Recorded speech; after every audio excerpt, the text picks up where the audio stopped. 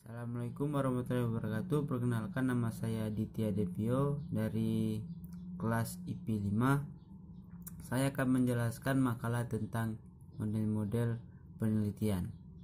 Pemasaran jasa informasi merupakan suatu metode terkini dalam melakukan jasa karena informasi telah banyak dibutuhkan oleh kalangan masyarakat di era digital, era yang mana informasi mudah didapatkan. Untuk pelaku jasa informasi menjadi penunjang kemudahan semua pemasarannya, membicarakannya informasi perpustakaan yang menyediakan informasi sebagai acuan titik balik perkembangan jasa informasi.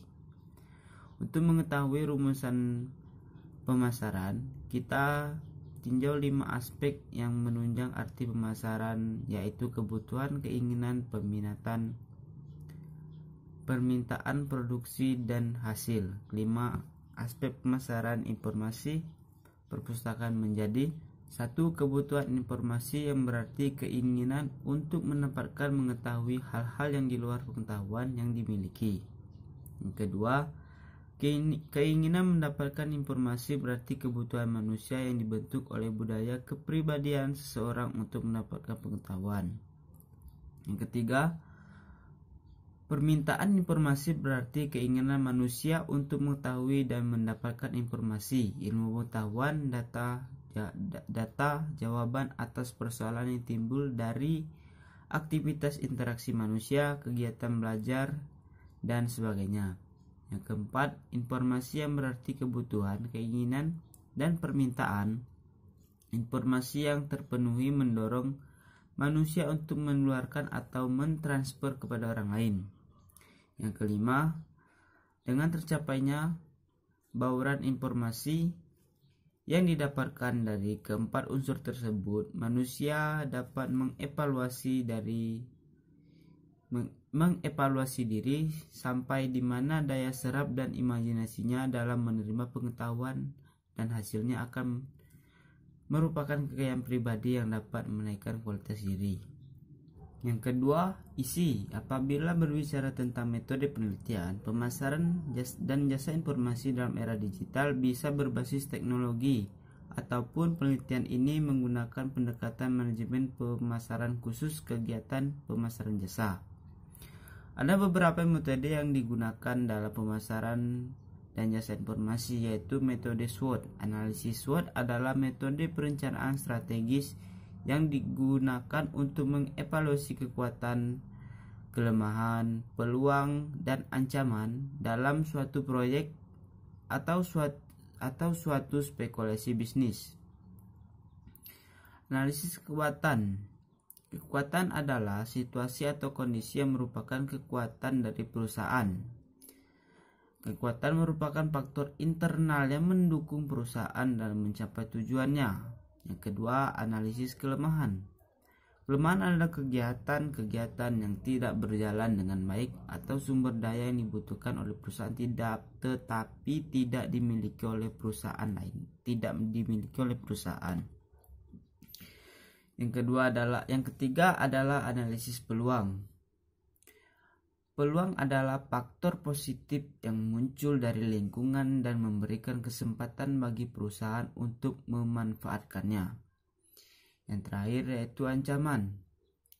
Ancaman adalah faktor negatif dari lingkungan yang memberikan hambatan bagi perkembangannya atau berjalannya sebuah perusahaan. Yang kedua yaitu metode K-Means. K-Means merupakan algoritma yang cukup untuk melakukan pengklasteran. Namun terdapat masalah pada tahap inisialisasi dari initial sense dari K-Means, yang algoritma sederhananya ditemukan secara random, di mana pemilihan inisial sense yang berbeda akan menghasilkan klaster yang berbeda pula. Yang ketiga, metode SFS merupakan aktivitas yang dilakukan oleh pelaku online shop dengan tujuan yang saling mempromosikan toko maupun produk yang dijual. Uniknya fenomena SFS ini hanya terdapat pada media sosial Instagram. Tentu saja di dalam SFS terdapat berbagai informasi yang berkaitan dengan online shop. Secara keseluruhan, SFS mempengaruhi advertising value baik dari dimensi informativeness, entertainment, irritation, atau credibility. Yang keempat, metode marketing mix 7P. Dalam perkembangan pasar jasa dapat dipastikan semua berubah. Hal itu terlihat pada hotel yang merupakan salah satu dari bagian pasar jasa. Tingkat kompetensi jugalah yang mempengaruhi yang tadinya rendah menjadi lebih ketat dan intens. Metode marketing mix 7P merupakan suatu sistem aplikasi yang dapat membantu dalam mengetahui dan menentukan besar presentasi kepuasan dan harapan dari tamu, karyawan, serta merumuskannya dalam strategi pemasaran, di mana kepuasan dan harapan tamu karyawan dapat dikelompok-kelompokkan berdasarkan komponen marketing mix-nya. Metode marketing mix 7P merupakan perkembangan marketing mix terdahulu yang memang diperuntukkan untuk perusahaan jasa. Metode ini dipopulerkan oleh Adrian Payne yang meliputi produk, harga, distribusi, promosi, proses orang di dalam jasa, dan layanan. Pelanggan diharapkan mampu mengetahui seberapa besar kepuasan dan harapan dari konsumen atau karyawan. Yang kelima adalah metode end user computing satisfaction.